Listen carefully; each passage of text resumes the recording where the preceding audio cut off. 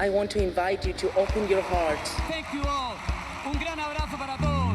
¡Viva Chile! El cine chileno está en su mejor momento, ha llamado la atención en el extranjero, se han conseguido muchos reconocimientos para los realizadores nacionales, hay más películas, hay más escuelas de cine, pero al mismo tiempo difícilmente se encuentran espacios y salas para ver películas del mundo y películas chilenas en Chile. Por otro lado, vemos que todos los cines de nuestra infancia se han ido destruyendo para hacer edificios que no tienen nada que ver con la cultura. Por eso llega CCC, un proyecto que viene a rescatar el patrimonio del cine y del barrio. Este barrio necesita una recuperación, es un barrio en deterioro y el edificio puede apoyar fundamentalmente en revitalizarlo, tanto en el uso como de cine, como en los espacios públicos. Volver a tener un cine de barrio, volver a tener un lugar en que uno se encuentra con sus vecinos o con sus amigos y es un lugar que en torno al cine te permite tener una experiencia rica y nueva que probablemente se había perdido con el paso del tiempo. Me ha tocado por suerte viajar a hartos festivales o ser jurado de festivales. Uno ve muchas películas que nunca en la vida podría verlas, incluso chilenas. CCC es un lugar de encuentro y queremos que tú seas parte. Queremos revivir la cultura de ir al cine y ver una película colectivamente.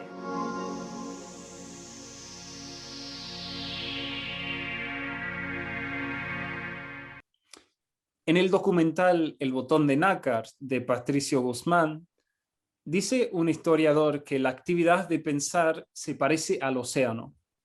No siempre es así, todos sabemos que hay formas de pensar que son más rígidas, menos abiertas al cambio, pero podemos intentar pensar así. Como dice el geógrafo Jamie Linton, el agua es lo que hacemos con ella. Lo mismo se puede decir, creo yo, de nuestro futuro y de nuestro planeta. Por lo tanto, estoy muy contento de poder decir que nos acompañan hoy 4 artistas en cuyas obras el agua tiene una importancia clave para hablar de los desafíos del arte ecológico para el siglo XXI. Entonces los voy a presentar. Tenemos a Claudia Müller, que es artista visual y profesora en la Universidad Católica de Chile y Universidad Finisterre. Tiene proyectos que han sido expuestos tanto en Chile como en el extranjero. Entre ellos se encuentran Fuente del 2019, Vaivén del 2018 y Menguar del 2017. En sus proyectos más recientes tenemos a Plataforma Prisma del 2020 y Polygonal Forest de este año, del 2021, que participará en el Festival Ars Electrónica en Austria.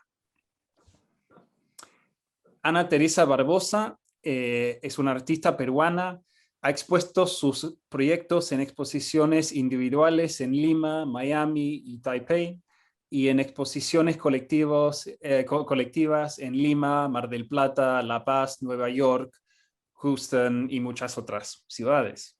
Ha ganado varios premios, entre ellos el Premio Nacional MAC Lima Arte e Innovación en 2019. Rafael Freire es egresado de Arquitectura en la Universidad Ricardo Palma y tiene una maestría en Bellas Artes de la Universidad de Plymouth en Inglaterra y el Instituto Piet Svat de Rotterdam, Holanda. Es director creativo del estudio Rafael Freire, donde lidera un equipo que desarrolla proyectos que integran la arquitectura, el diseño y el arte. Denise Lira Ratinov es artista interdisciplinaria chilena, cuyos temas centrales abordan la relación entre medio ambiente y humanidad. Y esta exploración se realiza a través de la fotografía, el video, el sonido y también a través de materiales orgánicos y residuos plásticos. Uno de sus trabajos más recientes es el lanzamiento del disco Adal. Antes de comenzar, un par de notas prácticas. El conversatorio durará 1h30 y empezaremos con presentaciones de unos 5 minutos de Claudia, de Ana y Rafael y de Denise. Luego habrá un diálogo entre los participantes. Queremos recibir sus comentarios y preguntas. Pueden escribir preguntas en el chat que está al lado de la ventana de Vimeo, si están en la página del CCC, Ojo que si están en modo pantalla completa no lo van a poder ver, hay que salir de pantalla completa para ver el chat. Y si nos están viendo a través de Facebook, pueden dejar sus comentarios y sus preguntas ahí también. Esta charla está siendo grabada y estará disponible después en las redes del CCC y de la Fundación Mar Adentro. Y por último, al final de esta conversación, pondremos en el chat un link a una breve encuesta y sus respuestas a esta breve encuesta nos ayudarán a diseñar futuros eventos y entonces agradecemos su ayuda y su participación con esa iniciativa. Bueno, sin más, le doy la palabra a Claudia. Gracias, Paul. Bueno, muchas gracias por la invitación también y muy agradecida de estar aquí con grandes amigos artistas en torno a las aguas, ¿no? Que de alguna forma es un elemento tan extraterrestre como terrestre. Voy a hacer una breve presentación de 3 proyectos de los últimos años.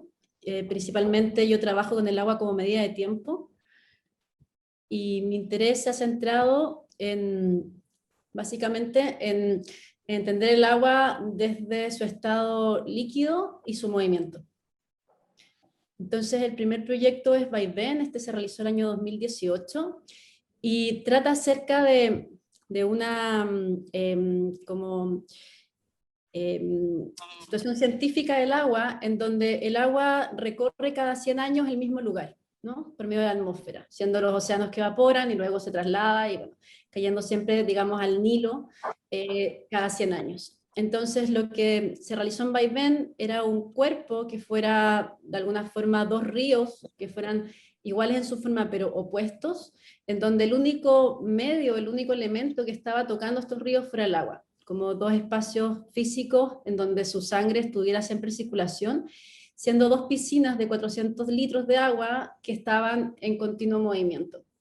Entonces lo interesante de alguna forma era que esto estaba, bueno, sistematizado con bombas y con flotadores, cosa de que si en alguna piscina, por ejemplo, el agua caía más rápido por pendiente, regulaba y cortaba las bombas.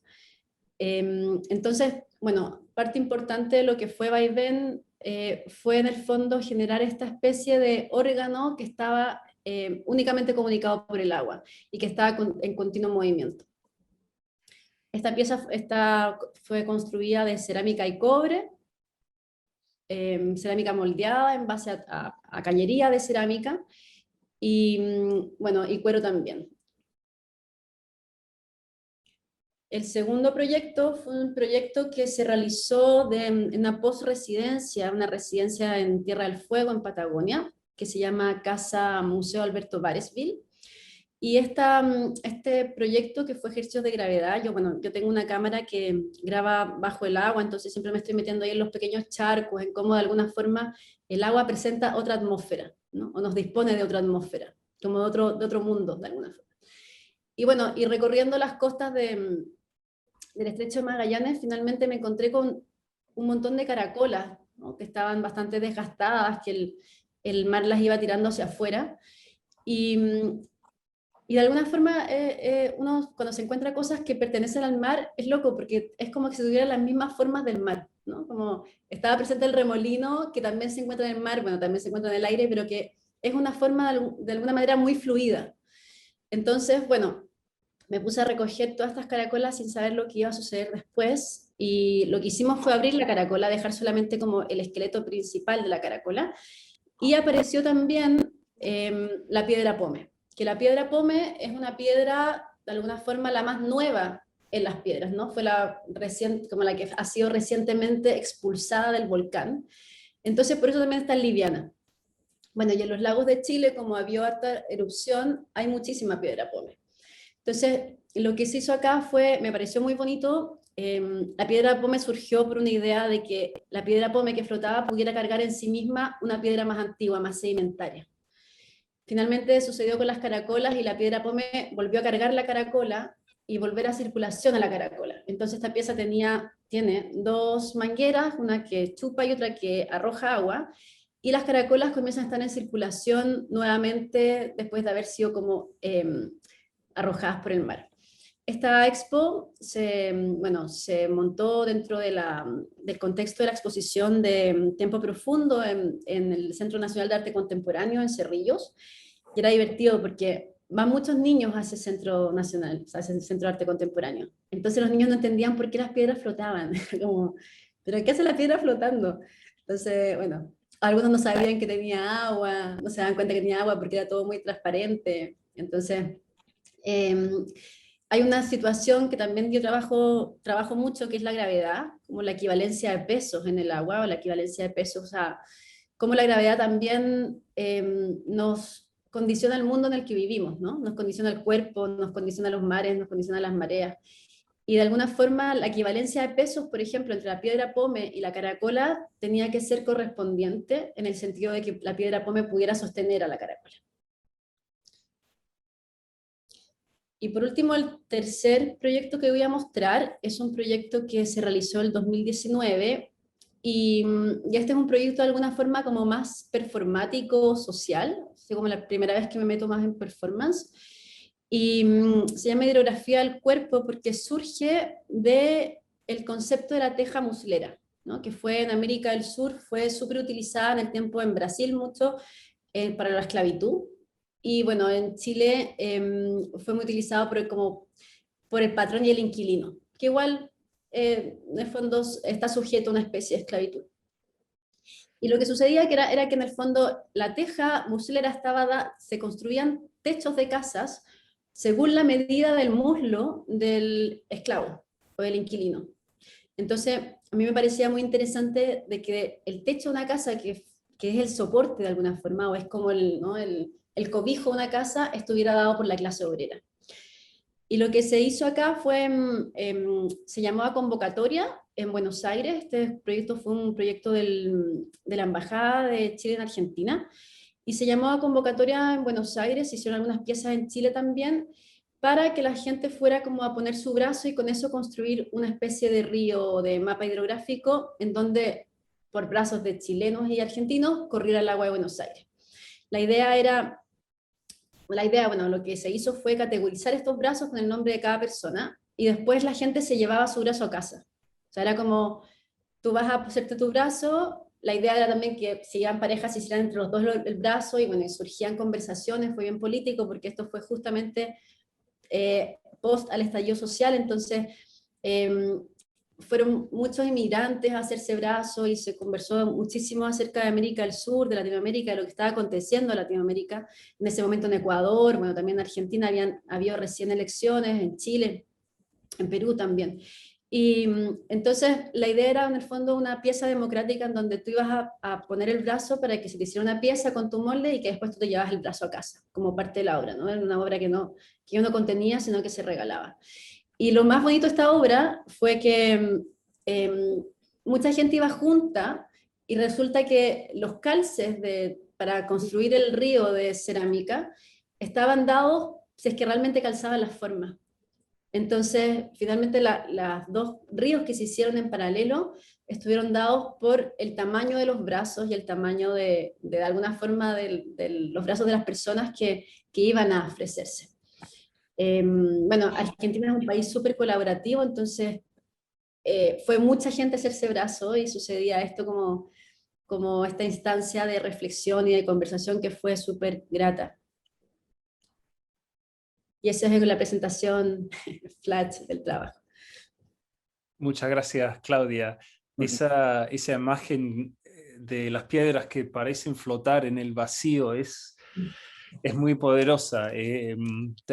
Quizás después podemos pensar en cómo los cuerpos de agua son de esa forma espacios de nuevas posibilidades, de cosas que parecen imposibles, ¿no?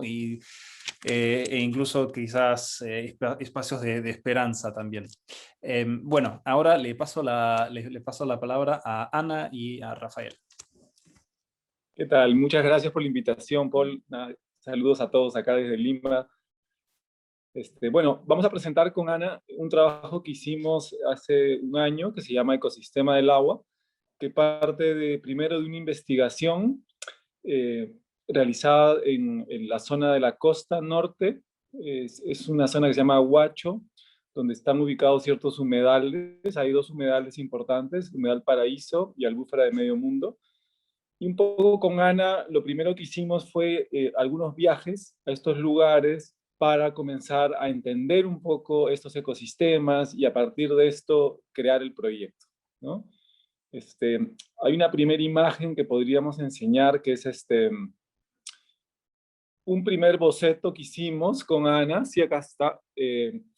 Un poco queríamos entender el humedal de la costa que está pegado al mar, que es agua dulce frente al agua salada, ¿no? Queríamos entender de dónde venía esta agua y cuál era el ciclo de este movimiento, ¿no? De agua. Entonces comenzamos a hacer dibujos, a investigar sobre esto, y nos interesó mucho esta idea de tejido que enlazaba tanto las zonas altas como las zonas bajas de nuestra geografía, y cómo a través de este proceso se involucraban también especies animales, especies vegetales y definitivamente las comunidades locales, ¿no? Dentro de esto estuvimos buscando también archivos y textos arqueológicos. Un poco, por ejemplo, uno de los textos importantes fue un descubrimiento de unos dibujos de Julio Cetello, un arqueólogo peruano que investiga la relación entre las islas y los humedales de la costa.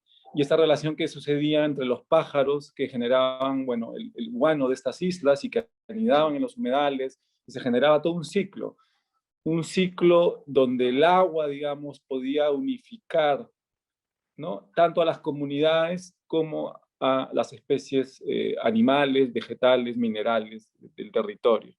Entonces, no solamente, digamos, la capacidad de transformación del agua como un elemento físico nos parece interesante, quiere decir que pasa de un estado líquido a un estado gaseoso, y de un estado gaseoso luego se atrapa de nuevo en las zonas altas, se congela, y luego se derrite y desciende, y se genera todo este ciclo, este movimiento continuo, pero también lo que se teje en este ciclo, todas las conexiones y relaciones que se van tejiendo en el territorio, ¿no?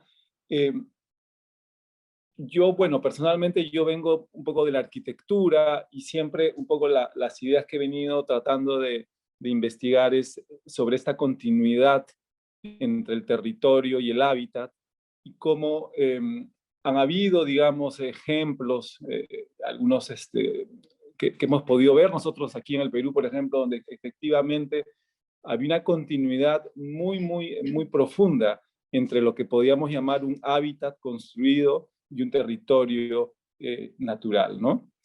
Luego hay un siguiente dibujo. Bueno, Ana puede hablar más de este dibujo, que tiene que ver con el tejido y que tiene que ver con este ciclo también que se da entre, digamos, la planta y luego la pieza que se teje a través de esta fibra, ¿no? Sí, bueno, en las investigaciones que estuvimos haciendo con Rafael, bueno, ambos ya veníamos trabajando también con otras piezas, donde trabajamos con totora y con junco, que son dos fibras con las que se hace cestería, y estas fibras crecen en los humedales, ¿no?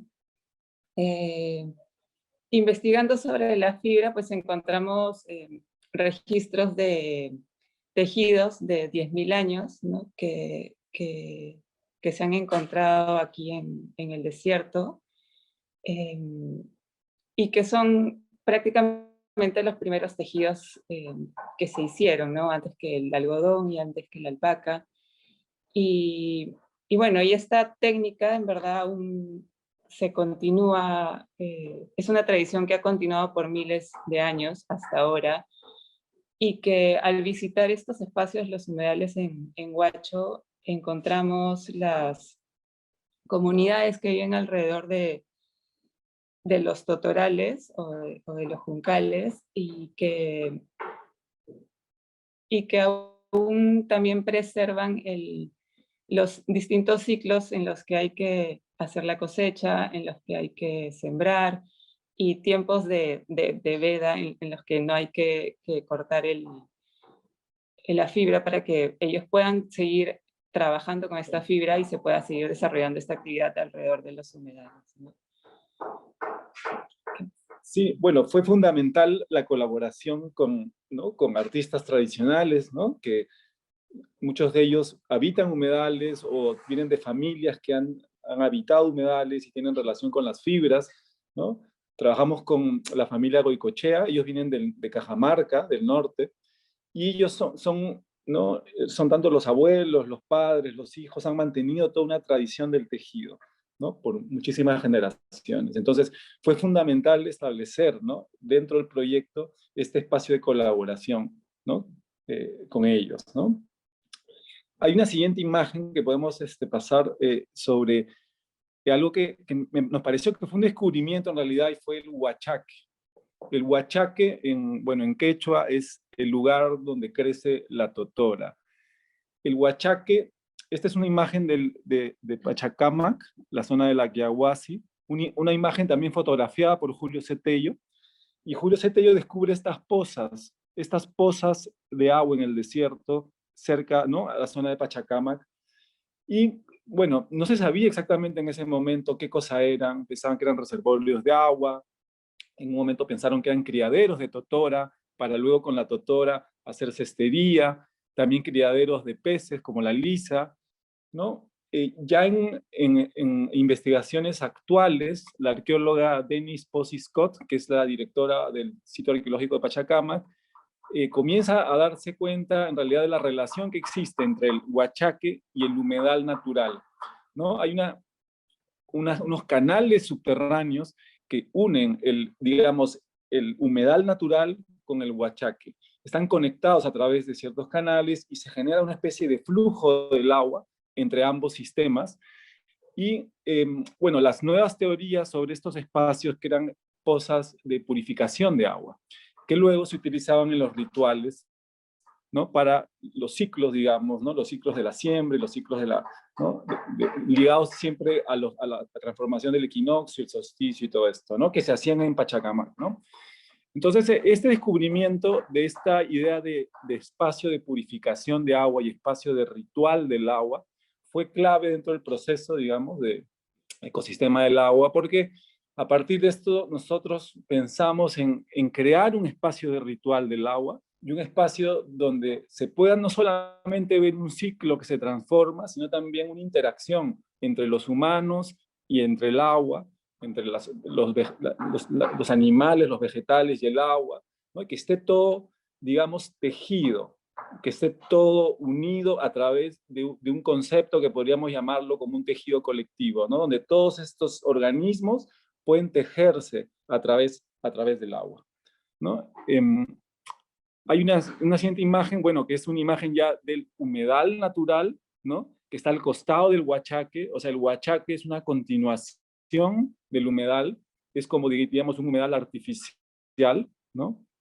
El hombre precolombino sabía que el agua venía por el subsuelo en las zonas del desierto y comenzó a sembrar estos lugares de totor y junco. Por ejemplo, en el norte, en Trujillo, todavía existen los huachaques, y con estos huachaques se hacen estos botes de totora, los caballitos de totora, que sirven para justamente ir a pescar, y también servían para ir a las islas y traer el guano y hacer agricultura en la costa, ¿no? Creo que el desierto, vivir en el desierto es una de las cosas fundamentales, porque vivir en un desierto te hace mucho más consciente del que es el agua, ¿no? Para el hombre precolombino que habitaba estas zonas desérticas, el agua era lo más importante, el agua era lo que unía, digamos, todos los momentos importantes de la vida, ¿no? Y bueno, a partir de esto es que hacemos el ecosistema del agua. Hay una siguiente imagen ya de la instalación. La instalación es un tejido más o menos, hay 400 metros cuadrados en el espacio, y es un tejido que toma la forma de un humedal. Elegimos un humedal cercano a Pachacamac, y a partir, digamos, de la forma del agua, realizamos el tejido con la familia Goicoechea. Bueno, con Ana hay una colección muy interesante en la Universidad Agraria de acá de Lima, que tiene las piezas más antiguas tejidas en el Perú, más o menos casi 9.000 años de antigüedad, y muchas de estas piezas están allí, son de junco, de totora, ¿no? Y con la familia Goicoechea revisamos los puntos, revisamos las técnicas y tratamos de rehacer y reproducir algunos de estos puntos muy antiguos que se hacían, ¿no? Que en realidad nunca los dejaron de hacer, ¿no? Cuando les mostramos las imágenes, ellos nos decían, ah, pues sí, estos son tejidos que aún vendemos en carteras o en tapetes o cosas así. Claro. No, claro, es un tejido que se ha continuado hasta ahora, ¿no? Que no se ha perdido. Bueno, y si pasas a la siguiente imagen, podemos ver ya un poco la interacción. Quiere decir, el agua se genera primero como una especie de niebla. Esa niebla es captada por un tejido de junco. El tejido de junco lo que hace es transforma la niebla en gotas, ¿no? Y esas gotas van cayendo en unos filtros grandes de piedra volcánica. Esa piedra volcánica tiene al interior también otros minerales, ¿no? Que es el cuarzo, el carbón, también tienen plantas, ¿no? Dentro del mismo filtro, y todo esto filtra y va a unos envases de cerámica. Esos envases de cerámica son llevados a unas mesas que están atrás, a una segunda filtración de agua con filtros de arcilla, y luego de eso ya la gente puede tomar el agua, ¿no? Y nosotros, bueno, con Ana hacíamos algunas también análisis con algunos laboratorios sobre el proceso, digamos, de filtración del agua, ¿no? Y ver cómo realmente el agua comenzaba a limpiarse, ¿no? A alcalinizarse, ¿no? Y a tener muchas propiedades a través de este movimiento de filtración, ¿no? Un poco la instalación funcionó 2 meses, ¿no? 2 meses, y la idea era eso, que sea un gran filtro de agua y donde, digamos, las personas, las plantas y el agua sean parte. O sea, la presencia de lo humano en realidad generaba la instalación. O sea, el ver los cuerpos habitar estos espacios, ¿no? Ana diseñó unos trajes, por ejemplo, para que la gente pueda entrar y no mojarse, ¿no? Con las gotas. Entonces ver a mucha gente con los trajes dentro, ver a los niños jugando en estas alfombras y todo esto, allí como que adquiría sentido toda la instalación, ¿no? Como que realmente se generaba esta idea de tejido colectivo, ¿no? Creo que hay una última imagen. Sí, bueno, aquí el proceso, digamos, ya del goteo del agua y un poco como el agua, queríamos con Ana que el agua entre a los cuerpos de los espectadores o los visitantes. Quiere decir que atraviese todas las instancias, digamos, ¿no? De plantas, de minerales, de humanos, y que continúe su flujo, ¿no? Y era importante por eso que el agua pueda tomarse, ¿no? Y bueno, fue un reto porque, claro, esto ha sido antes de la pandemia, igual había muchas normas, ¿no? Sanitarias para hacer esto, pero sí se pudo lograr, ¿no? Se pudo lograr, sí. Y creo que había una más, ¿no? ¿Una foto más? ¿Hay una más, creo? Sí. Ah, sí, ahí está justamente, ¿no? Sí. Bueno, muchísimas gracias, Ana y Rafael. Creo que ya estamos viendo algunas conexiones súper interesantes entre su obra y la de Claudia. Pienso en la importancia de la colaboración, tanto entre humanos como entre humanos y el medio ambiente, ¿no? Claro. Y al mismo tiempo, lo que me parece fascinante de esa instalación es cómo repiensa lo que cuenta como tecnología, ¿no? Es como rescata esa tecnología muy antigua que todavía sirve, y como dijo Ana, que nunca se dejó de utilizar. Entonces, podemos repensar la tecnología como una colaboración entre los humanos y la naturaleza. Es algo colaborativo la tecnología. Bueno, pero tengo que dejar de... me limito a eso por ahora. Y le paso la palabra a Denise. Bueno, muchas gracias por esta invitación, y es realmente un honor compartir la mirada de todo lo que estamos viviendo ahora. Y yo voy a compartir pantalla ahora. Bueno, durante 8 años, todos mis proyectos son a largo plazo, pero durante el proceso yo voy compartiendo lo que se va experimentando y al explorar se van encontrando situaciones. Entonces, esta trilogía se llama Respirar. Fueron 2 años en los glaciares de Chile, 2 años en los océanos, que esos fueron diversos océanos en el planeta, y 2 años en el desierto de Atacama, como el desierto más árido, más seco del planeta, y después 2 años de poner estos diálogos en conjunto de la naturaleza. Y aquí les muestro una imagen que para mí es como el ciclo de la vida, o sea, sin agua sabemos que no existe la vida.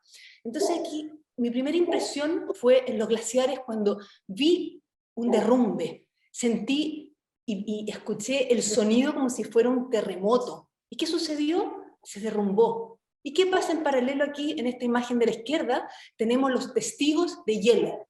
Estos testigos de hielo es como un libro abierto para entender la vida, entender los ciclos de la vida.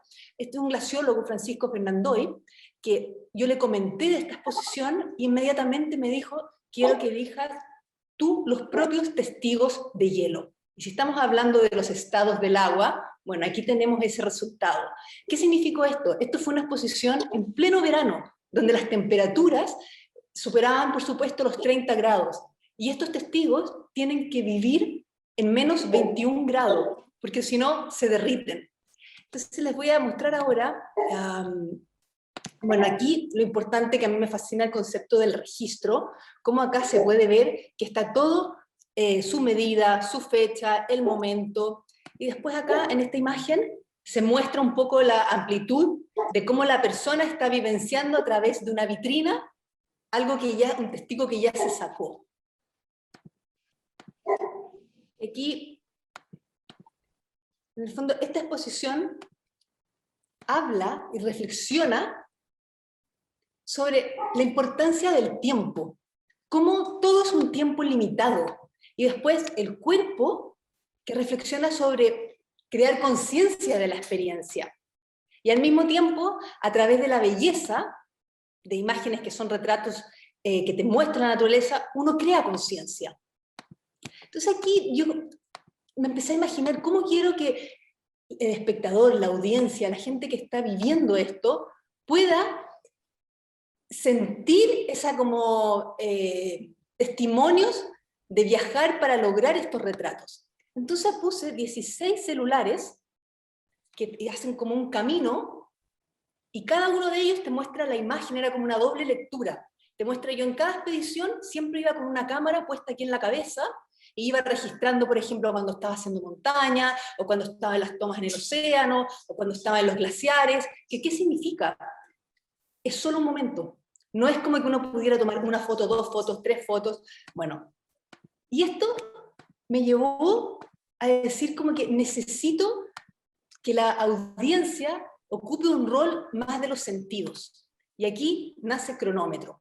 Cronómetro fue una instalación en el Museo de Artes Visuales, en el Bellas Artes, en el MAVI, perdón, donde proyecté sobre 2000 kilos de sal el océano, donde había sonido sobre la contaminación acústica oceánica, que es algo invisible, que nosotros no, si no somos seres que nos relacionamos con el océano, no sabemos lo que sucede con los sonares, con las explosiones submarinas, con las hélices. ¿Y qué significa eso? Están matando toda la biodiversidad oceánica. ¿Qué pasa, por ejemplo, con los mamíferos, los cetáceos?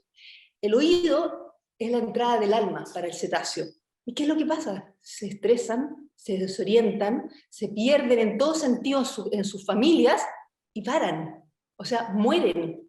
Y eso es algo que como que yo no lo puedo, una vez al ya entenderlo y saberlo, no puede quedar guardado.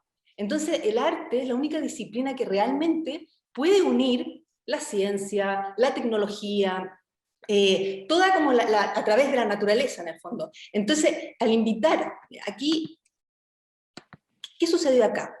Tal cual como la persona tiene que vivir la experiencia, se generaron unos zapatos especiales para que puedan entrar y vivir este túnel. ¿Y qué significa este túnel?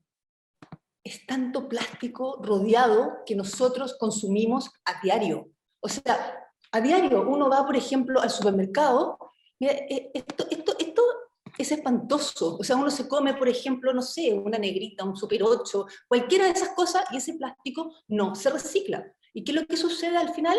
Termina en el océano. Entonces el océano pasa a ser el vertedero más grande del planeta. Entonces, al ponerlo todo puesto en estos fardos de residuos sólidos, las personas empiezan a entender, oye, pero esa es mi propia huella. Yo agarré una botella, la boté. ¿Y dónde va a parar ahora esa botella? Bueno, entonces yo evoqué la fosa de las Marianas, que es la corteza, la parte más profunda del océano, a 11.034 metros. Entonces, al subir, nos enfrentábamos aquí, en estos vidrios de seguridad, que tú puedes mirar hacia abajo y ver el océano, y todo con estos sonidos submarinos, y te enfrentas a un iceberg. Esta imagen ya se derritió, se desapareció, y abajo, hora, minuto y segundo. ¿Qué significa? El tiempo nunca para, nunca. O sea, uno puede estar, tiene 1000 actividades, tengo que ir a las 3 de la tarde al doctor, hoy tengo una oficina, una reunión, etc. El tiempo no para. Entonces, ¿qué es lo que sucede? La extinción. ¿Qué es lo que pasa, por ejemplo, con el jurel, con algunos picaflor, flamingo, o diversos cetáceos? No van a existir nunca más.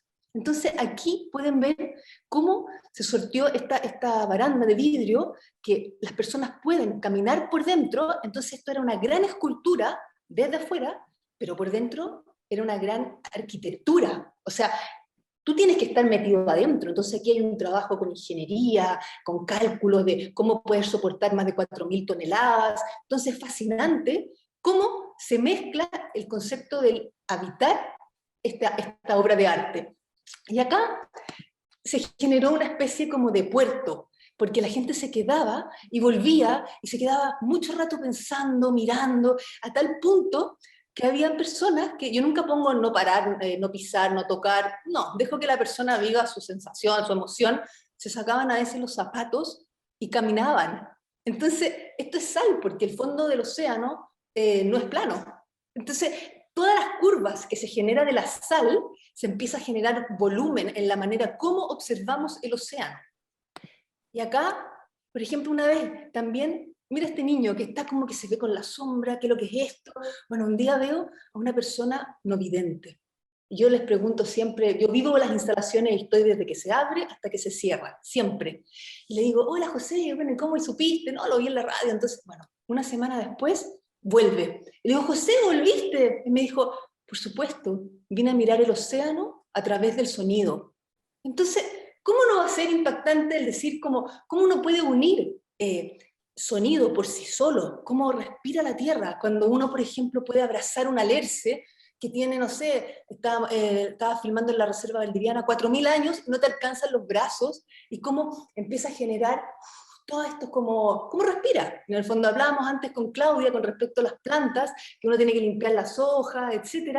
Está todo vivo, es materia viva, solo tenemos que parar, observar. En el océano todo es slow motion, todo es lento. Tú si no logras respirar bien, no puedes tener una flotabilidad. Y si no tienes una flotabilidad, no puedes tomar la cámara para filmar o para fotografiar, cualquiera sea lo que quieras después compartir y mostrar afuera. Entonces, bueno, esto fue muy interesante porque la visitaron más de 22.000 personas, y yo trabajo mucho, soy embajadora de Plastic Oceans, tengo como varias responsabilidades a nivel del planeta. Y poquitos meses después apareció la ley del plástico de un solo uso. ¿Y qué significa? Ahora, hace unas semanas atrás, o meses atrás, se aprobó recién. Entonces, el arte es vida, el arte es una obligación, es un retrato del hoy, de lo que estamos viviendo en este momento. Ya no son solamente la pintura, la escultura, el grabado y el dibujo. Ahora ya con la tecnología, con internet, en un clic, estamos en todo el universo.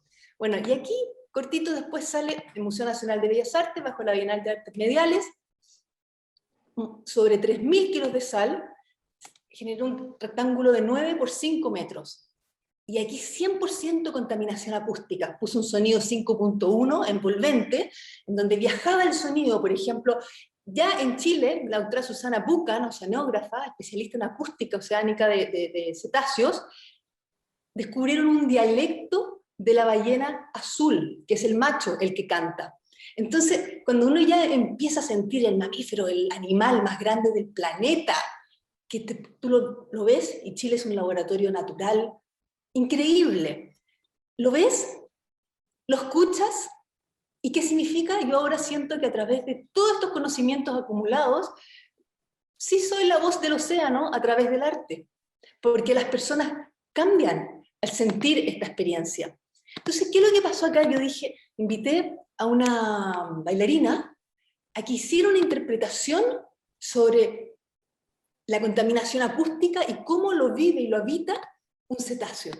Y fue espectacular, porque es como ya generando los propios, componiendo diferentes paisajes sonoros a través de la acumulación de esta librería que yo he acumulado durante más de 5 años, son testimonios que ya no van a existir para las próximas generaciones y para nosotros mismos. Entonces, bueno, igual todos sabemos, por honor al tiempo, nos pueden visitar en el sitio web y ver todo, porque eso es como una carta de presentación a nivel planetario. Y ahora actualmente, como dijo Paul, me invitaron de Teatro del Lago hace un harto tiempo, estábamos en plena pandemia, y yo realmente íbamos a hacer una instalación grande en la zona Tronador, y dije, tenemos que pensar en la opción de que no vamos a poder hacer algo físico, ¿ya? Porque efectivamente por la situación planeta. Y realmente Cecilia Bravo, la directora actual, me dice, Denise, hagamos un disco de música, en el fondo que tus composiciones sonoras se puedan escuchar en todo el planeta. Y yo lo encontré increíble porque nuevamente el arte ya está rompiendo todas los media. O sea, ahora mi material es un clic en Spotify, Deezer. Bueno, y acá me interrumpo a mí misma, perdona, se hizo un sitio web especialmente para Adal, que Adal, el océano está dividido en niveles. Y Adal significa una palabra francesa que es lugar de la muerte. Entonces está desde los 6.000 metros de profundidad hasta los 11.034.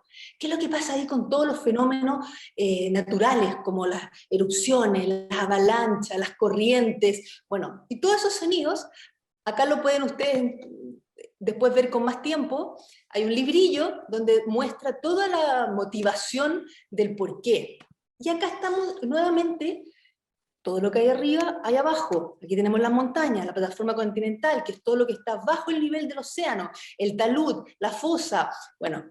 Y después, al final, hice como un diálogo del lenguaje del océano, donde comparto qué significa el talud, la plataforma continental, las dorsales, que son las montañas oceánicas, etc. Mira, esto es demasiado bello, estos son espectrogramas, que es como tú ves el sonido. Entonces, yo soy muy visual en ese aspecto, y el poder entender visualmente el sonido que estás escuchando, hay que compartirlo. Imagínense, este pez está más abajo de los 5.000 metros. O sea, son como unas radiografías. Y aquí están los niveles oceánicos también. Ahí comparto los niveles. Después toda la parte es una ballena fin. Y acá la descripción de cada composición sonora, el pulso, ballena azul, contaminación acústica, diálogo de cetáceo.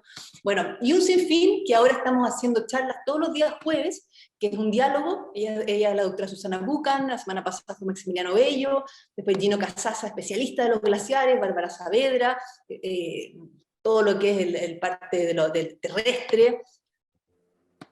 Bueno, y ahí yo siento que el arte es obligación en el sentido de entender lo que nos está sucediendo hoy, porque nosotros escribimos la realidad a través de las emociones. Muchas gracias. Muchas gracias, Denise. Yo encuentro que esa idea de testigos no humanos, ¿no? Que hasta el hielo puede ser un testigo o una ballena, y es muy difícil, pero es importante. Tenemos la obligación de encontrar alguna forma de escuchar ese testimonio, ¿no? Bueno, muchas gracias a todos por sus presentaciones. Les recuerdo a los espectadores que queremos escuchar sus comentarios y sus preguntas. Pueden escribir sus comentarios y preguntas en el chat. De hecho, ya nos llegaron un par de comentarios. Julia dice, me encanta la emoción que ponen a sus palabras. Saludos desde Honduras, qué bueno. Gracias y abrazos desde Colombia también. Así que tenemos un público internacional. Bueno, mientras los demás están pensando en sus preguntas, aprovecho para, para empezar con una pregunta mía. Todos estos proyectos de alguna forma generan experiencias insólitas y hasta incómodas a veces para los espectadores, que en realidad no son espectadores, ¿no? Son participantes, son colaboradores muchas veces de las obras. Ana y Rafael hablaron del tejido que se genera alrededor de ecosistema del agua. Quiero preguntarles entonces, ¿cómo, cuando están creando, pensando en estas obras, qué importancia tiene esa relación en el principio del proceso creativo? Y piensan en la obra como un ejemplo de concientización ecológica. Algunos hablaron del contexto político. ¿Es una intervención en la conversación ecológica o no es tan sencillo el objetivo en términos de la relación con el público?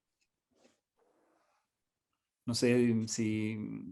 Bueno, yo quiero responder primero. Bueno, Denise. Sí que se puede. Para mí, al hacer estas instalaciones que pasan a ser monumentales, porque involucran muchas como media, llámese materiales de construcción, fardos que después se reciclan, la sal que después se devuelve y se hacen caminos, todos los materiales tienen un fin y un propósito para después. Pero efectivamente, para responder, para mí, la audiencia es el público o la persona que vivencia, es el resultado de la obra.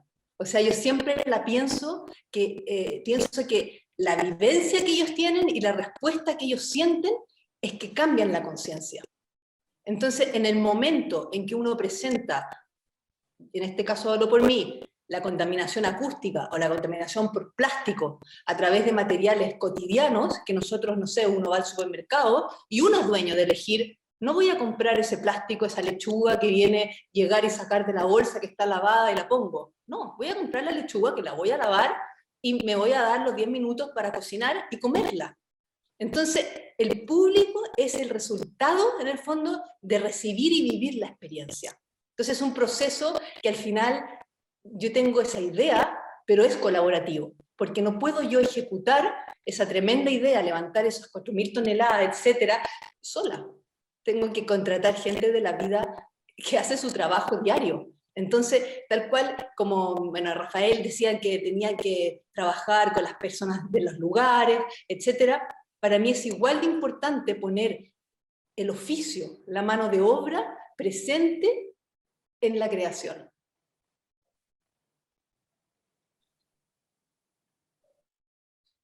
No sé si respondí la pregunta, pero sí.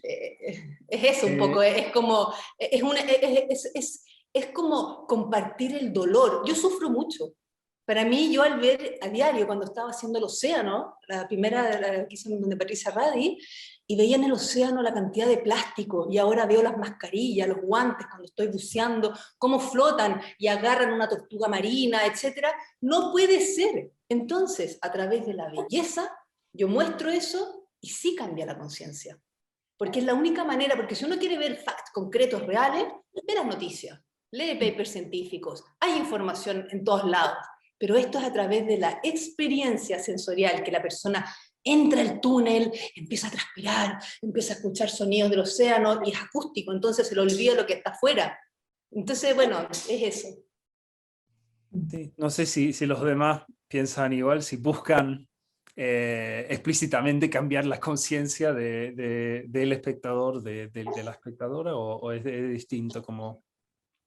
Sí, bueno, primero que todo, felicitaciones a mis compañeros. Me he alucinado con los proyectos, están hermosos, realmente. O sea, qué alegría saber que hay tantas personas trabajando de manera tan honesta y tan linda hacia el medio ambiente, hacia el agua, hacia la ecología. Yo pienso personalmente, y bueno, y quizás más de manera global, en que en que el arte es un traductor sensible del mundo en el que vivimos, de la ciencia, de la política, bueno, entonces, como por medio de ese traductor sensible, sí que se puede concientizar, ¿no? Sí que se puede concientizar al espectador, sí que uno mismo también o una misma se concientiza con respecto a lo que se va investigando. Y me gustó mucho algo que dijo Rafael y Ana acerca de cómo el agua también, o el medio ambiente, la naturaleza, somos parte de eso. Como realmente como habitar esta red en interconexión, en donde estamos los seres humanos y que de alguna forma pienso que todo lo que ha sucedido con el planeta es por estar no conectados con eso. Entonces, como el agua también permea todo, ¿no? Permea el mundo, permea en el fondo nuestra subsistencia, permea la naturaleza, y cómo podemos ser parte de eso y entender que en el fondo que estamos ahí presentes viviendo en un mismo tiempo y espacio y conviviendo con la naturaleza. Sí, creo que el arte tiene la posibilidad de todas maneras de concientizar, de mover el alma o el corazón a partir de una traducción sensible desde la ciencia, ¿no? De repente me ha pasado mucho trabajando con científicos que a veces el paper es demasiado duro, ¿cierto? Y como que, bueno, miles de páginas y bueno, tener que como que decodificarlo. Y el arte es capaz de decodificar ese paper y ponerlo en un plano que es emocional. Y eso me parece una súper buena apuesta, ¿no? O sea, yo creo que una de las importancias del arte y que a veces el Estado o los Estados no lo entienden demasiado bien, es que demuestra lo que el mundo lo que existe en el mundo, como el mundo va avanzando y es una especie como de radiografía del momento. Y si uno quisiera entender, o si queremos entender bastante como la historia del mundo, irnos al arte es la mejor versión.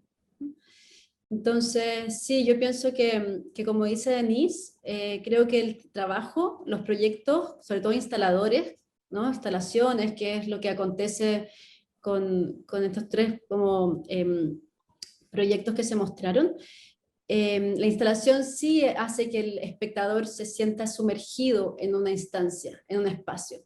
Y ese espacio sí puede ser muchas veces transformador y sí lo es.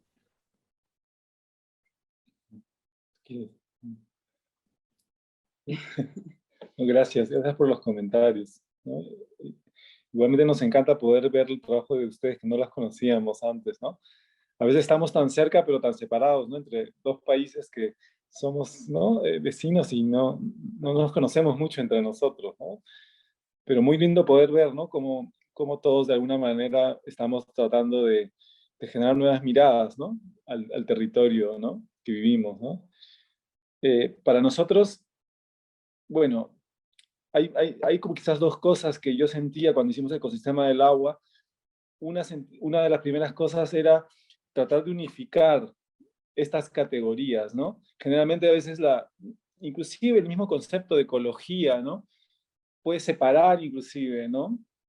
Por ejemplo, ¿es ecología tejer? ¿Es ecología una planta? ¿Es ecología el agua? O sea, ¿hasta dónde llega la ecología, ¿no? ¿Cuál es ese límite que ya está fuera de la ecología y comienzan otras cosas? Quizás el arte puede ser un espacio para más bien ampliar y unificar y articular otras experiencias, ¿no? Que incluyan, ¿no? Cosas humanas y cosas hechas naturalmente, sin intervención, ¿no? Siento que eso puede ser un gran potencial.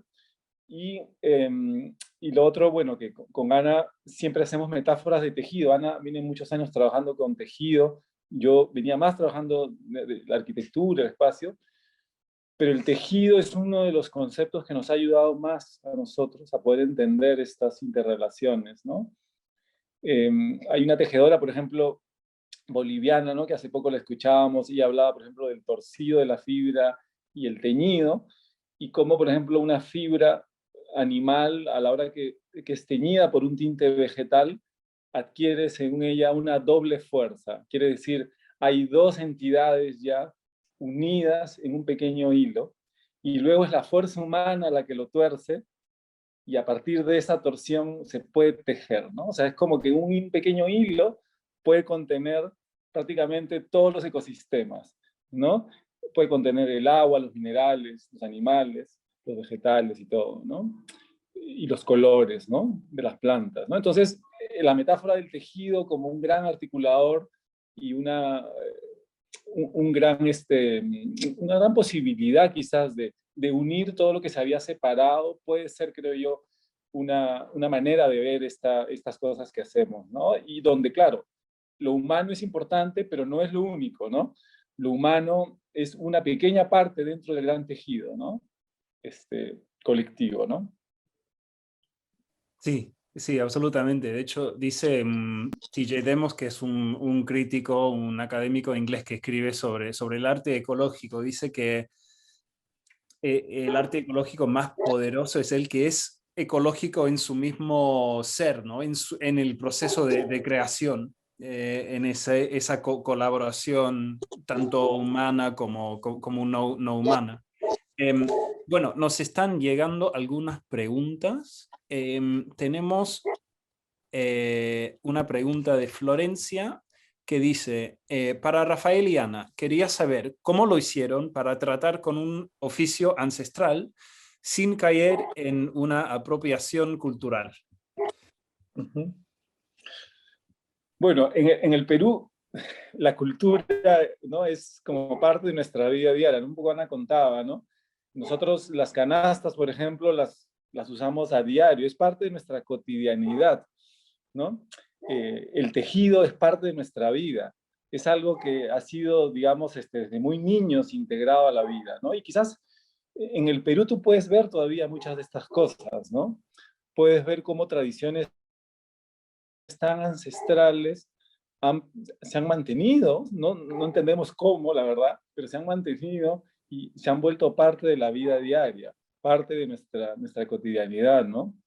Y bueno, así como contaba, por ejemplo, esta familia de Cajamarca, como los abuelos, los hijos, los nietos han mantenido ciertas tradiciones y todo se vuelve muy cotidiano, ¿no? Se vuelve muy de la vida diaria. No es algo, digamos, que está separado de nuestra manera de vivir, en realidad, ¿no? O sea, yo, bueno, de niño pues he tenido tapetes de totora, he tenido tapetes de junco, íbamos a los mercados con canastas de junco, era parte de nuestra vida diaria. Entonces, yo más bien lo que plantearía más que una apropiación de una cultura es la continuación, es una continuidad, es por qué no continuar eso. Más bien lo que yo siento que el arte contemporáneo lo que hace muchas veces es cortar esta continuidad natural ¿no? de un lugar, de un territorio donde hay ciertas manifestaciones y esas manifestaciones deberían continuar dentro de otras expresiones y transformarse en otros elementos, ¿no? En el Perú ha habido mucho debate, ¿no? Entre el arte tradicional y el arte contemporáneo y una separación de que desde mi punto de vista no debería existir, ¿no? Lo que debería existir es una colaboración y una continuidad, una mezcla, ¿no? Permanente, un diálogo constante entre saberes locales, entre saberes que se han gestado desde los territorios y saberes que han venido también a través de las migraciones y influencias foráneas. Esa mezcla es un poco lo que es el Perú, creo yo, hoy día, ¿no? Sí. Sí, gracias. De hecho, estaba pensando que en cada una de las obras se ve esa mezcla de saberes, entre el saber científico del que hablaba Claudia, el saber artesanal, local, indígena, artístico, es una parte fundamental de todas estas obras, creo. A ver, hay varias preguntas.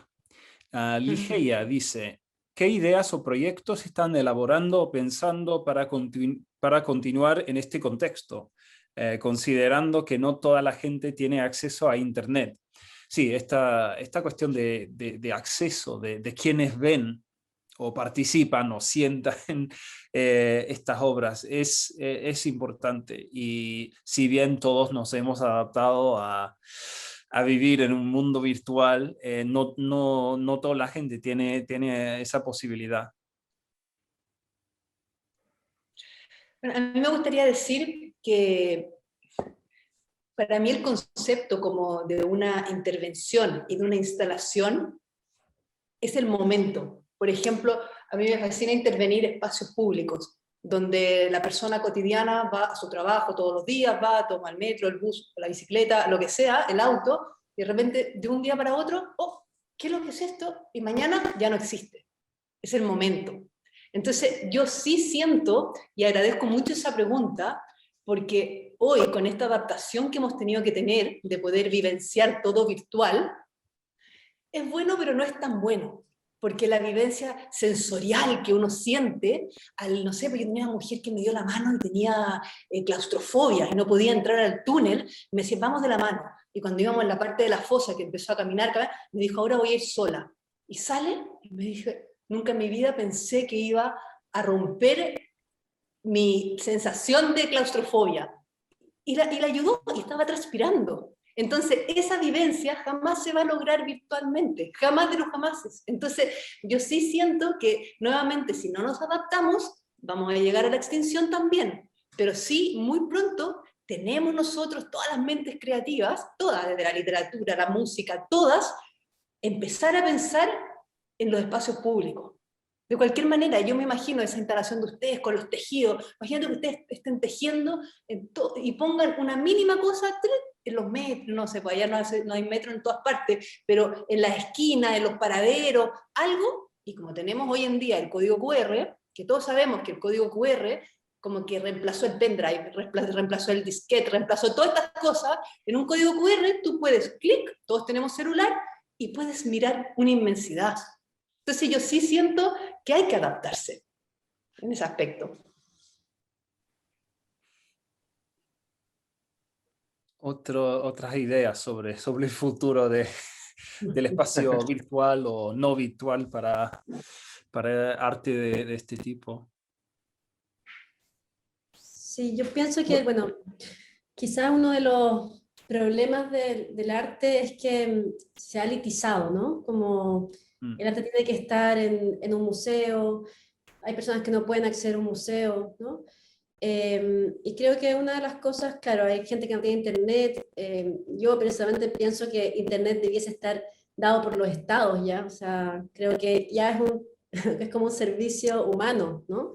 Como un derecho humano, la posibilidad de comunicarnos, sobre todo ahora en lo que ha traído la pandemia. Y pienso que de alguna forma algo bueno del internet, ¿cierto? A pesar de que, claro, hay lugares rurales que no tienen, es que igual ha democratizado también los conocimientos, no solamente en las artes, sino en distintos saberes. O sea, yo en la universidad, por ejemplo, tenía una chica que trabajaba con performance y tomó el año pasado muchos cursos con respecto a bailarines, por ejemplo, en Brasil, que jamás hubiera podido acceder, ¿no? Que eran gratuitos. Entonces, yo pienso que el arte siempre tenía un poco ese problema, ¿no? Como de hacerlo muy de la élite. O está dentro del museo, o está en el internet y no todos pueden, o todas pueden acceder a ese espacio. Entonces, ¿cómo hacer de que, por ejemplo, poder acceder a espacios sensibles, ¿cierto? O sensibilizarnos que incluso como con la naturaleza, desde el arte, ¿no? Y yo pienso que la educación por el arte es súper importante también. O sea, todos estos programas nuevos educativos que van sacando en preescolar, como todos los contenidos de arte o historia, por ejemplo, que ha pasado en Chile, es un tremendo problema porque en el fondo no se le da espacio a esa concientización o esa sensibilidad que todos traemos, ¿no? O sea, todos los seres humanos traemos un alma, traemos un corazón, traemos un espacio sensible que de alguna forma yo siento la producción hacia lo productivo, ¿no? A ser siempre productivo, ha de alguna manera bloqueado esos espacios que muchas veces son más bien no productivos en términos económicos. Entonces, creo que, bueno, que como decía Denise, por ejemplo, el arte público es una súper buena instancia, como la posibilidad de tener accesos gratuitos, pero ahí pienso que los estados son los como responsables de entregar ese conocimiento, de poner acceso a ese conocimiento, de hacer un puente entre los artistas, entre el arte, entre la ciudadanía, ¿no? Y la educación también. Sí. Ana y Rafael, no sé si quieren agregar algo. Sí. O no. Sí, bueno, como todo lo que han estado hablando es como también súper importante como enfocarnos también en la educación, ¿no? Y uno de los, el MAC, por ejemplo, que es la institución con la que trabajamos este proyecto, ellos realizaron una serie de, bueno, convocaron a distintos artistas para realizar como una serie de actividades para proponer a las escuelas como públicas, donde el artista lo que hacía era crear actividades para que los alumnos puedan experimentar por ellos mismos, ¿no? Tener distintas experiencias, ¿no? Y creo que eso es como importante, ¿no? Tener la experiencia de ir a tal lugar y buscar algo, de la experiencia de ver qué pasa, yo qué sé, con el agua, el hielo cuando se derrite, o sea, son como experiencias que me parece que si los niños no tienen como ¿cómo se dice? Como ese instante. Sí, ese instante es como o sea, es algo como necesario, ¿no? Sí, eso. Hicimos con Ana unos cuadernillos, eran para los colegios, o sea, el museo como parte, digamos, ¿no? Una extensión, así ya luego de Ecosistema del Agua, eran unos experimentos que realizamos para que los niños lo puedan hacer en sus clases, a partir de Ecosistema del Agua, ¿no? Entonces habían experiencias con tejido, experiencias con filtrado del agua, ¿no? Varias cosas que se hicieron ya para un formato de escuela, ¿no? Y que ha sido como una extensión también del proyecto. No, y sí, también como experiencias de observación, ¿no? Sí. De observación, de tacto, ¿no? De olor, y que son cosas también como importantes, ¿no? Sí. Me quedé pensando cuando hablaron de la importancia de esas experiencias formativas, ¿no? De entender qué es lo que pasa en hielo.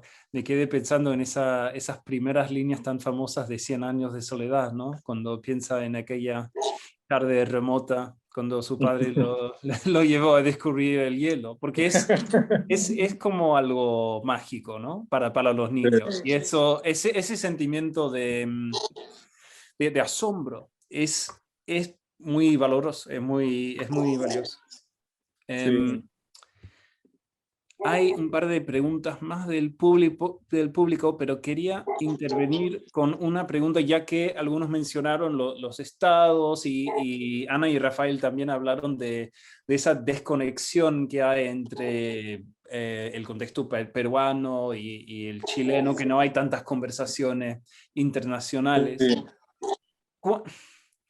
No sé qué piensan de esa barrera. ¿Por qué pasa eso? ¿Por qué resulta difícil? ¿Cuáles son las ventajas de las estructuras de apoyo nacional al arte y las desventajas, ¿no? Los inconvenientes? No sé cómo formular una pregunta, pero sobre las naciones, el contexto nacional. ¿Cuál es el rol que tiene en apoyar este trabajo? Yo creo que No, sí. No, dale, por favor. No, sigue, por favor. Sí. Bueno, ya. Yo en verdad creo que la respuesta que yo pudiera decir al respecto es porque hacen falta más personas como Paul. Hacen falta más personas no, es que es verdad, que hagan como una mirada y una relación entre los distintos países y cómo unir que al final estamos creando hacia la misma dirección. Estamos haciendo estos cruces que todos queremos que las personas que lo visitan, que lo habitan, que lo adquieren, distintas como respuestas que tiene el arte, personas que realmente le interese el diálogo entre países. Porque cómo no sería apasionante esto mismo que estamos haciendo, que tuviéramos, por ejemplo, un artista en cada parte de Sudamérica, otro entre artistas en Inglaterra, Asia, o sea, ¿qué es lo que está pasando en Asia? Hay artistas increíbles. Entonces, yo siento que sí, a nosotros como, voy a hablar de Chile en este caso, nos faltan voces que nos unan a través del arte. Y yo siento que Paul, que tiene que estar ahora en Inglaterra, y nosotros estamos ahora con Claudia en Chile, ustedes están en Perú, Fundación Mar Adentro, es como que hay fronteras pero no hay fronteras, el océano no tiene fronteras. La división de que le hayan puesto Pacífico, Atlántico, etcétera, eso es por una manera de poder estructurar la geografía oceánica, pero no hay murallas.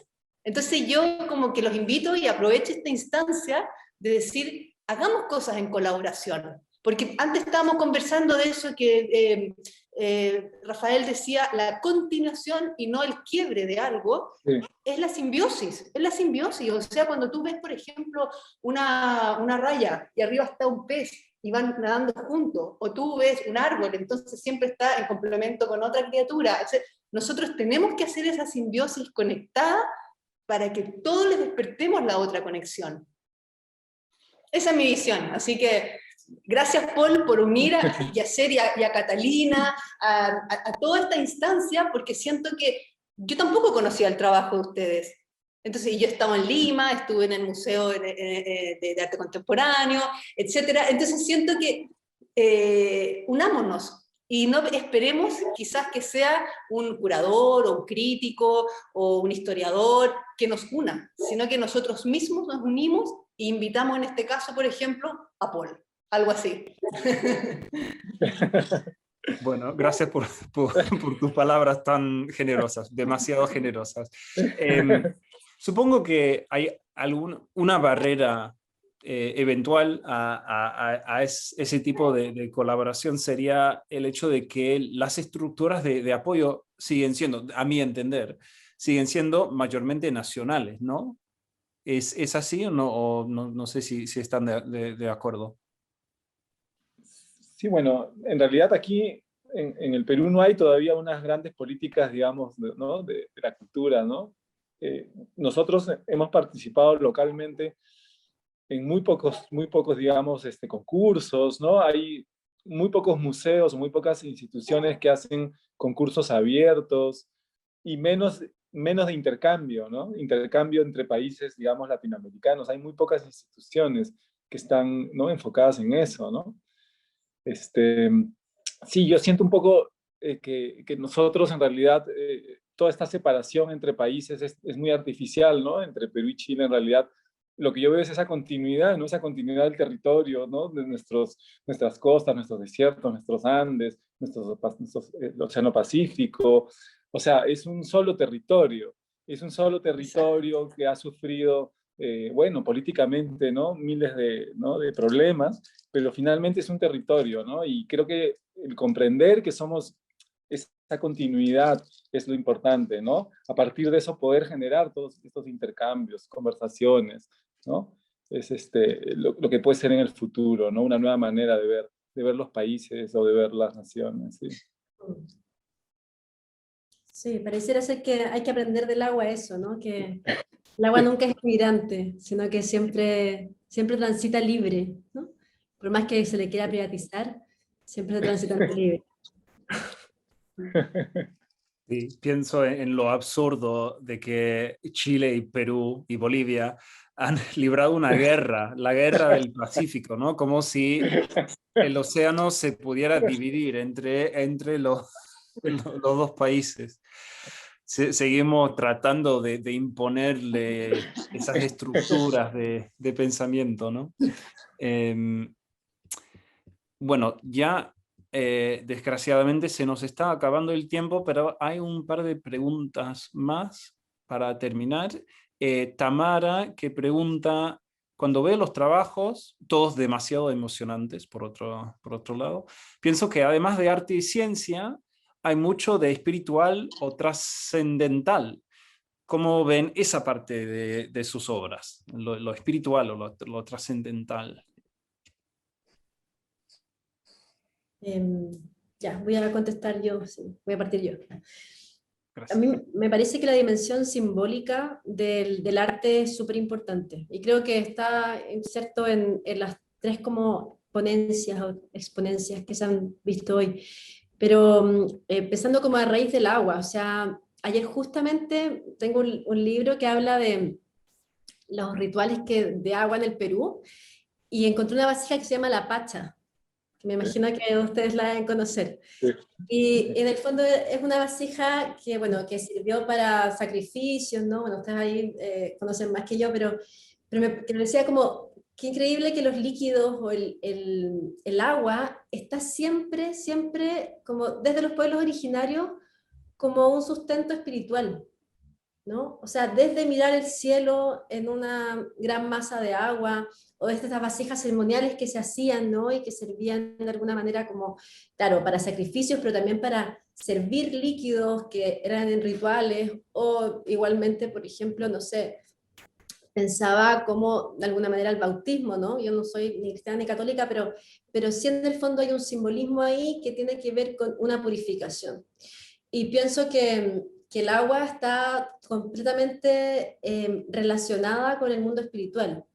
A pesar de que yo siento que todos los artistas tenemos esa dimensión espiritual, porque es una dimensión sensible el arte, ¿no? O sea, de hecho, dedicarse a algo en donde sabes que no vas a tener una ganancia económica productiva, o sea, es un camino más bien más que de velocidad de resistencia, ¿no? Hay una resistencia ahí en el mundo del arte, y si no te mueve el corazón es muy difícil que puedas tener esa resistencia. O sea, no crees realmente en ello, ¿no? Porque, bueno, siempre es un poco duro, como otras disciplinas también. Pero me parece que así como enfocándolo en el agua, que es lo que nos convoca, creo que el agua tiene una dimensión espiritual, simbólica, o sea, es como que es muchos seres en sí misma, ¿no? Así como es científica, es un elemento, muta en 3 estados, ¿cierto? Cuando es oxígeno y hidrógeno está separada, el hidrógeno vive entre las estrellas y se transforma en posibles planetas, o sea, está como en muchas dimensiones, y creo que una dimensión importante es la espiritual. Entonces, eso, como yo creo que está súper interesante la pregunta en el sentido de que sí existe una dimensión espiritual, y que esa dimensión espiritual también creo que es trascendente o transversal a las todas disciplinas artísticas también.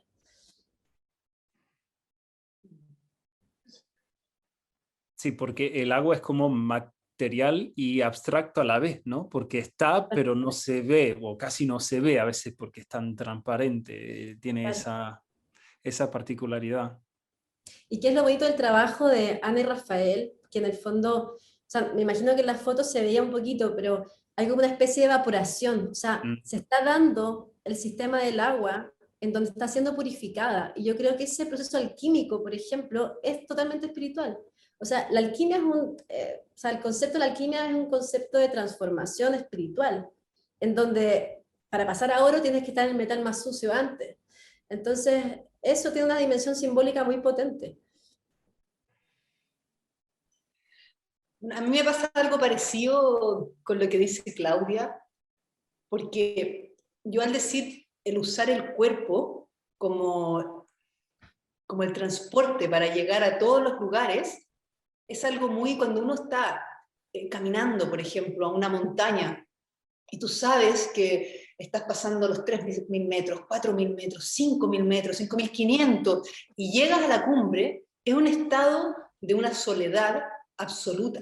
Es como una peregrinación contigo mismo. Entonces uno tiene que pasar diversas temperaturas, así que son gélidas, que uno a veces no puede ni hablar del frío, pero es tanta la convicción que yo sé que quiero llegar a ese lugar para poder retratarlo y después comunicarlo, que llego. Después, por ejemplo, cuando uno está en el agua, si uno quiere hacer, por ejemplo, buceo pulmón, que es apnea, uno tiene que respirar 3 veces y después un gran respiro y te metes al agua. Entonces el concepto y la mentalidad de aprender a respirar y hacer esa meditación para llegar a la profundidad, cual sea la profundidad, es fundamental. Si no, en ese caso tú no puedes aguantar bajo el agua, porque no estás respirando. Y en la montaña es lo mismo, uno para poder ascender en el fondo no puede parar, porque si uno para, pierde el ritmo. Entonces, ¿qué es lo que pasa? Hay maneras de respirar y que uno para cada ciertos pasos que vas contando para no llegar a la hipoxia. Y en el agua es para no llegar a la narcosis. Entonces, son estados del cuerpo que uno se tiene que adaptar, educarlo, enseñarlo para poder llegar a esos lugares, porque no estamos hechos ni para vivir en altura, ni para estar bajo el agua, tenemos que adaptarnos. Es distinto si nosotros hubiéramos nacido, no sé, en Bolivia, cuando yo estaba en el Licancaur, subía siempre con un boliviano, etc., que ellos suben y bajan, como si nada. Entonces, ahí yo sí veo esa espiritualidad que va desde la convicción de tu objetivo.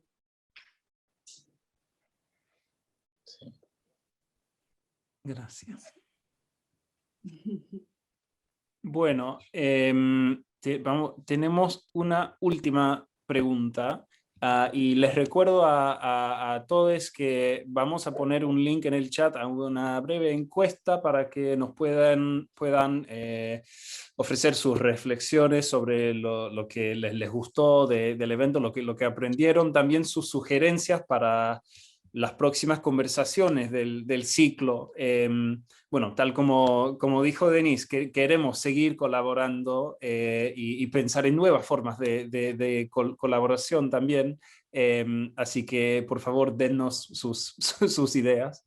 Pero sí, hay una última pregunta de Esteban, que dice: hola, muy interesante y necesaria la educación del arte. Sobre esto, una consulta. ¿Qué piensan sobre la formación de espectadores y cómo lograrla? Supongo que esto va sobre, sí, cómo aprendemos a ser espectadores del arte, o no sé si necesitamos aprender a ser espectadores del arte. ¿Es algo en el que piensan ustedes, en la formación del espectador o la espectadora?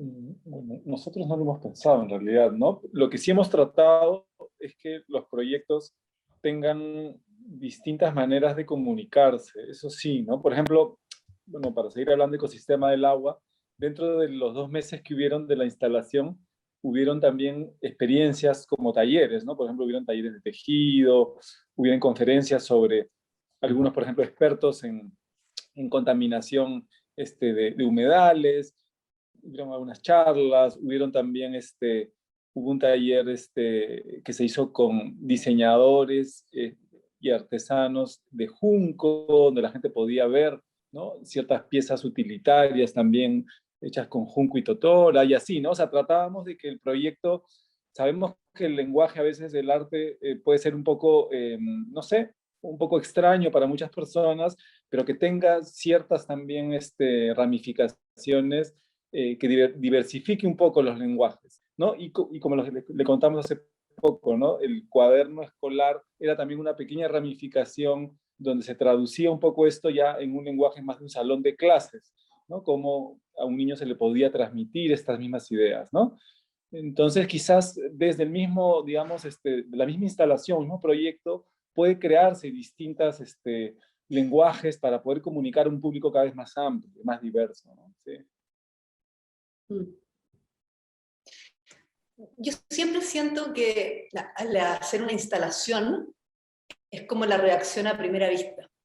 Cuando entra el espectador, ya sea porque alguien dijo, oye, vayan a ver esto, o esta es la agenda que hay en estos museos, en esta galería, o en este espacio público, lo que sea, pero a mí me pasa que yo como espectador, en este caso de la obra maravillosa de ustedes, y eso que no la estoy vivenciando en el vivo y en directo, que es otra cosa, pero eso de entrar y asombrarse con ver o la magnitud, o el sonido, o el olor, o la falta o la oscuridad, o el tacto, todas esas sensaciones y los sentidos que nos provocan, es algo que después uno deja en su mente y no se te olvida.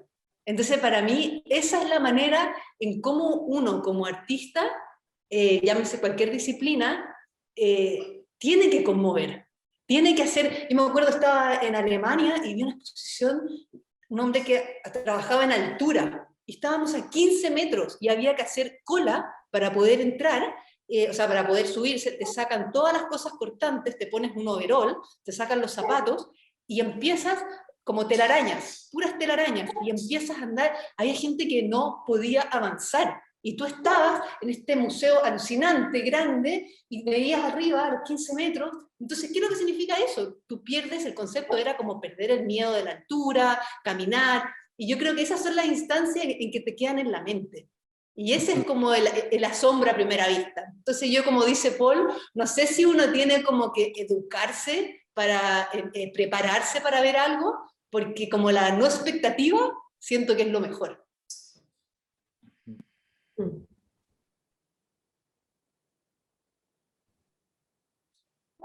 Perdón, estaba en mute. Sí, de hecho pensé que todas estas obras son obras que trabajan con cuerpos de agua, ¿no? Pero también son obras que nos recuerdan que nosotros somos cuerpos de agua, que el agua está en nosotros, que hay esa reacción corporal a las obras, y es, en mi caso, por lo menos, hablando por mí, son esas reacciones físicas las que generan recuerdos de momentos, ¿no? de experiencias. Y eso se ve mucho en el trabajo de ustedes.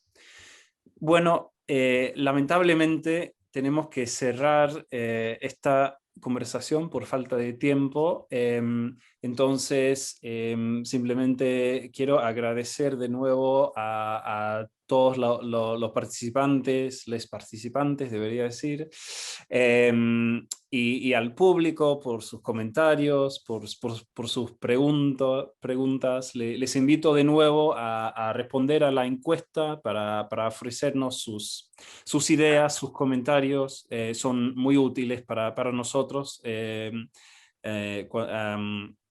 Como vamos siguiendo con este proyecto. Y nada, gracias de nuevo a todos y nos vemos pronto. Gracias a ustedes por la invitación. Un honor, gracias por conocernos. I want to invite you to open your hearts. Thank you all. Un gran abrazo para todos. ¡Viva Chile! El cine chileno está en su mejor momento, ha llamado la atención en el extranjero, se han conseguido muchos reconocimientos para los realizadores nacionales, hay más películas, hay más escuelas de cine, pero al mismo tiempo difícilmente se encuentran espacios y salas para ver películas del mundo y películas chilenas en Chile. Por otro lado, vemos que todos los cines de nuestra infancia se han ido destruyendo para hacer edificios que no tienen nada que ver con la cultura.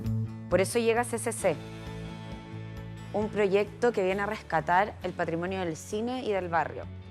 Este barrio necesita una recuperación, es un barrio en deterioro, y el edificio puede apoyar fundamentalmente en revitalizarlo, tanto en el uso como de cine, como en los espacios públicos. Volver a tener un cine de barrio, volver a tener un lugar en que uno se encuentra con sus vecinos o con sus amigos, y es un lugar que en torno al cine te permite tener una experiencia rica y nueva, que probablemente se había perdido con el paso del tiempo.